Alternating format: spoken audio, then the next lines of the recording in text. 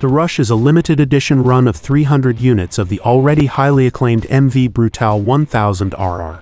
And when your base bike is already hugely desirable, you're not going to be far off the mark with the special.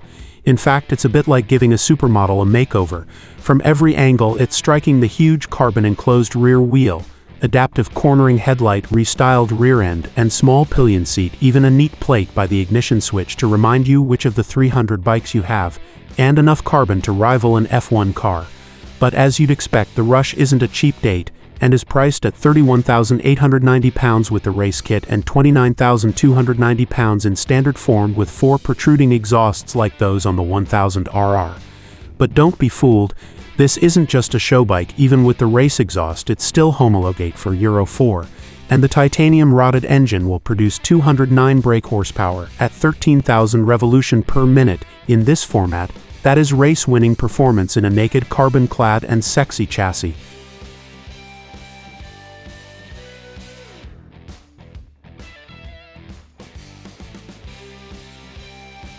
.209 brake horsepower from a normally aspirated 1000cc engine would just a decade ago have been the preserve of fragile race-winning superbikes, not a road-going engine with normal service intervals.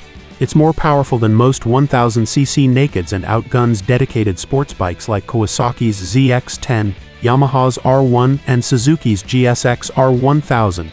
As you'd expect, peak power and torque are high up in the rev range, with 86 pound-feet of torque made at 11,000 revolution per minute as the peak figure.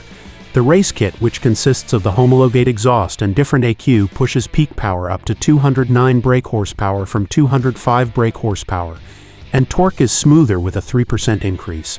There is an additional track-only exhaust system that pushes power even higher and will be available shortly. The screaming inline 4-cylinder engine is the same as that found in the MV Brutale 1000RR. To achieve the impressive performance figures, MV has introduced titanium Conrods, which allow the engine to spin faster and to higher revolution per minute. There are also new valve guides and camshafts, which allow new timings on both the exhaust and intake valves. Lubrication has been improved, and the amount of oil needed for the engine has been reduced. The power plant now breathes via a new airbox which is fed from longer air intakes.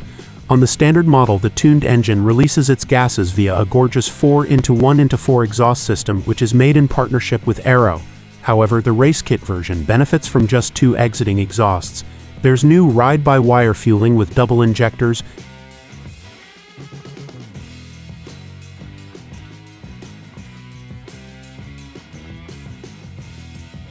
The standard MV Brutale 1000RR sounds fantastic, but now with the race exhaust, it's taken to another level.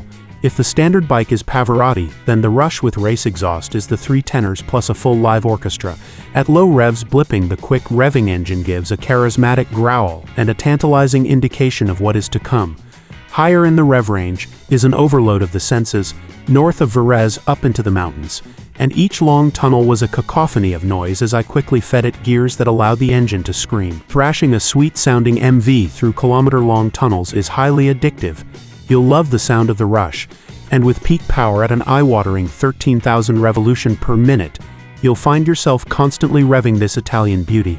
It loves to rev, and it feels like there is little mechanical friction as the revs rise so rapidly. The clutchless quick shifter is effortless, and smooth revs perfectly match each gear change. In the hills, it's hard to ride slowly, as each time you see the road open up, you tap back a few gears and are propelled forward at an alarming rate, accompanied by that lovely chorus from the race pipe. The Rush will certainly pull cleanly from low RPM, and the fueling is smooth, especially in the rain mode, but it feels hesitant.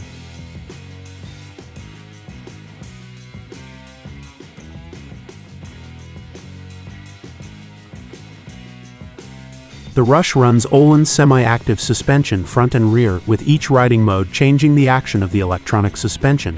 We only managed to ride the Rush on the road, mainly in its natural habitat mountains, and on the fast-flowing sections it's hard to fault.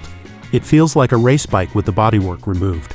While the Cafe Racer riding position allows you to attack corners with confidence, and the huge rear 200 section Pirelli finds endless grip, the taut suspension copes with everything you can throw at it. At times while riding in protective jeans, I had to lift up my knee to avoid it touching. You sit more in the bike than on, out of the wind, and it's less physical than most naked bikes. Everything works: peg position, rear seat hump you can really tuck in, carrying enormous corner speed with no fear of understeer like some naked bikes which push the front. The sporty handling will transfer on track. Despite its glamorous looks, the Rush will be more than capable of holding onto a sports bike on a track day, and even embarrass a few with superior power. There is an addictive lean angle and G-force display on the full-color dash. You can check your lean angle mid-corner with a quick glance, or see the G-force as you accelerate hard. Unnecessary yet entertaining for a short while nonetheless. The clocks are excellent, and even change color as you enter tunnels as they react to a lower light level. But they are a little hard to see when the sunlight is directly behind you. However, there is a flip side to the race bike handling. Even in rain mode, the suspension is harsh when the road isn't racetrack smooth, especially at slower speeds around town over road imperfections like cobbles, potholes, and speed humps. It's not like riding a skateboard over cobbles, it's not agony, but with such sophisticated suspension I would expect the ride to be a little plusher in the sport and rain modes.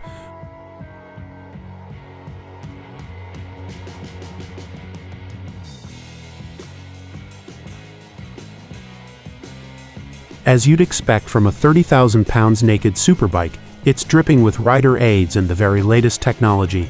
And furthermore, via the full color clocks they are easy to use and navigate. The rider aids are clearly shown by a bike illustration on the right side. A6 axis IMU is the brains behind everything, which means both traction control and ABS braking are lean sensitive. There are 8 levels of TC which can also be deactivated, again via the dash or your phone on the MV app. It's simple and easy to do and clearly shown on the dash. A real plus point is the dash bike remembers your last setting when you reduce the traction control, so you don't have to reset your traction every time you ride. The rider aids are excellent. You don't feel the system's working. They are there to keep you safe, allow you to ride to the conditions and your style and skill. The switchgear and clear dash make it easy to flick between modes, even turn off the traction and front wheel lift on the move for some wheelie fun, which of course this 209 brake horsepower machine does effortlessly. The new MV Rush is double the price of KTM Super Duke R, or 10,000 pounds more than a Ducati Street Fighter V4 and has similar performance and spec as the Ducati, but if you're looking at the price tag, then you're looking at the wrong bike.